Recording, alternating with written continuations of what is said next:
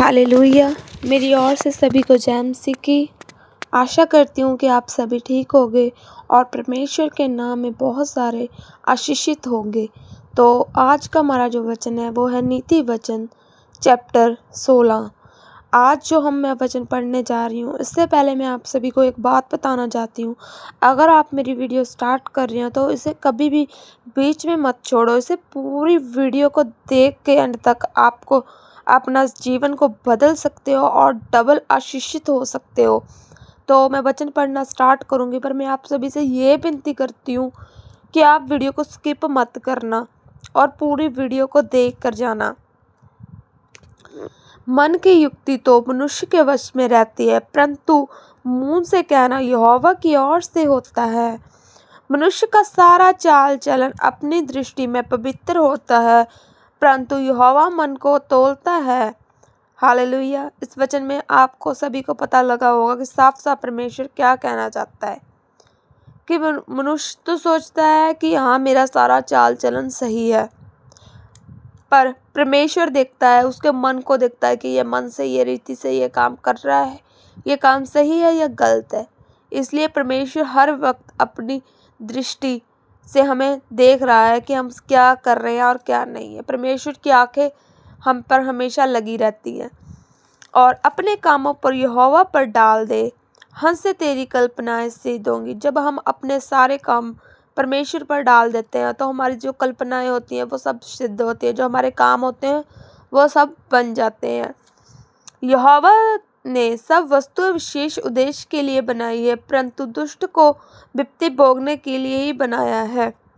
जो क्या अभी आप दुष्ट हो? अगर आप परमेश्वर की आज्ञाओं को नहीं मानते तो हम दुष्ट हैं, तो हमें दुख तो मिलेंगे। अगर हम परमेश्वर की आज्ञाओं को मानते हैं, हमारे पे दुख भी आता है तो वो थोड़े समय के लिए होता है, उसके बाद हम आनंद का जीवन पाते हैं। और जब मन की घमंडियों से यहोवा घृणा करता है और दृढ़ता से कहता है, ऐसे लोग निर्दोष न ठहरेंगे।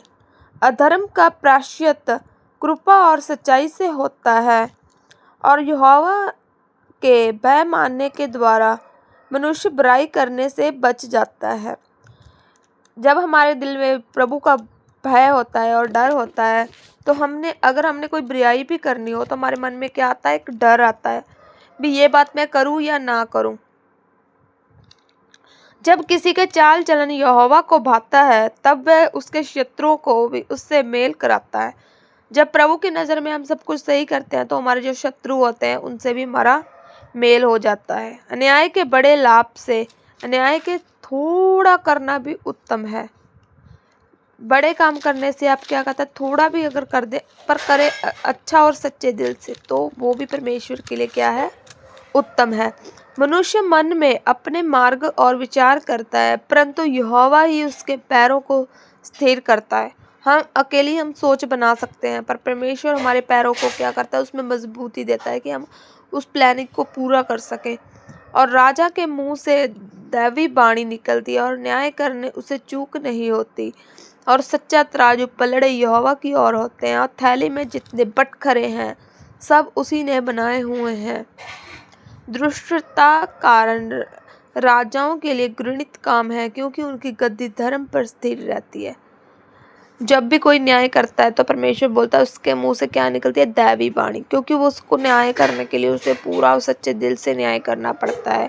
प्रभु कह रहा है, अगर उसकी थाली में जो बट्टे हैं वो भी मैंने ही बनाए हैं।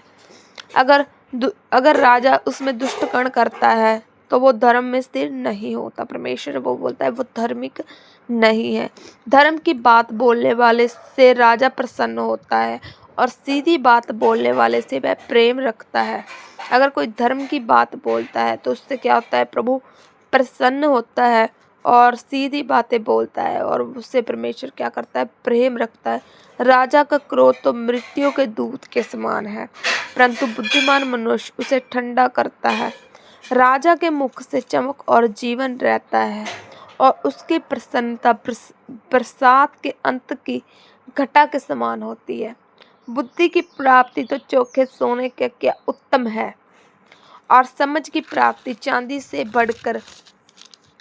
बढ़कर और योग्य है। बुराई से हटना सीधे लोगों के लिए क्या है? राजमार्ग है। और जो अपना चाल चलन की चौकसी करता है वह अपने प्राण की क्या करता है, रक्षा करता है। विनाश से पहले गर्व और ठोकर खाने से पहले क्या आता है, घमंड आता है। और घमंडियों के संग लूट बांट लेना ही दीन लोगों के संग नम्र भाव से रहना उत्तम है।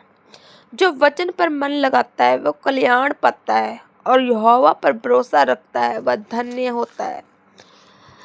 जिसके हृदय में बुद्धि है वह समझ वाला कहलाता है, और मधुर वाणी के द्वारा ज्ञान बढ़ता है। जिसके पास बुद्धि है उसके लिए वह जीवन का स्रोत है, परंतु मूढ़ों की शिक्षा देना मूढ़ता ही होती है। बुद्धिमान का मन उसके मुंह पर बुद्धिमानी प्रकट करता है, और उसका वचन विकसक रहती है। मन भावने वचन मधु भरे छत्ते के समान प्राणों को मीठा लगता है, और हड्डियां हरी भरी रह करते हैं। ऐसा भी मार्ग है, मनुष्य को सीधा ज्ञान पड़ता है, परंतु उसके अंत में मृत्यु ही मिलती है। पृथ्वी की लालसा और उसके लिए प्रक्षम करती है, उसकी भूख और उसकी उभारती रहती है। धर्म मनुष्य बुराई की युक्ति निकालता है, और उसके वचनों में आग लग जाती है। टेढ़ा मनुष्य बहुत से झगड़ों को उठाता है, और कानाफूसी करने वाला परम मित्रों में भी फूट करा देता है। उपधर्मी मनुष्य पड़ोसी को फुसलाकर कुमार्ग पर चलता है। आंख मूंदने वाला छल की कल्पनाएं करता है, और ओठ दबाने वाला बुराई करता है। पक्के बाल और सुशोभित मुकुट ठहरते हैं, वे धर्म के मार्ग पर चलने से प्राप्त होते हैं। विलंब से, क्रोध, वीरता से और अपने मन को वश में रखना नगर को जीत लेने से भी उत्तम है। चिट्ठी डाली जाती तो है, परंतु उसका निकलना यहोवा की ओर से होता है। तो आज आपने ये सभी वचन मैंने आपको जो सामने पढ़े हैं, और ये आपकी क्या है, जिंदगी को बदल देंगे, और ये आपके सफलता का एक गुप्त रहस्य है। अपने मन पर भी अगर प्रभु कह रहा है कि आप काबू रखते हो तो आप क्या पूरा संसार को जीत लेते हो। और जो अपने काम है उसे यहोवा पर हमें डालना चाहिए, वो क्या करता है, हमारी सभी कल्पनाएं को सिद्ध करता है। आज के इस छोटे से वचन के द्वारा परमेश्वर आपकी जिंदगियों को बदले और आपको बहुत सारी आशीष दे और बरकत दे। मेरी ओर से सभी को जय मसीह की।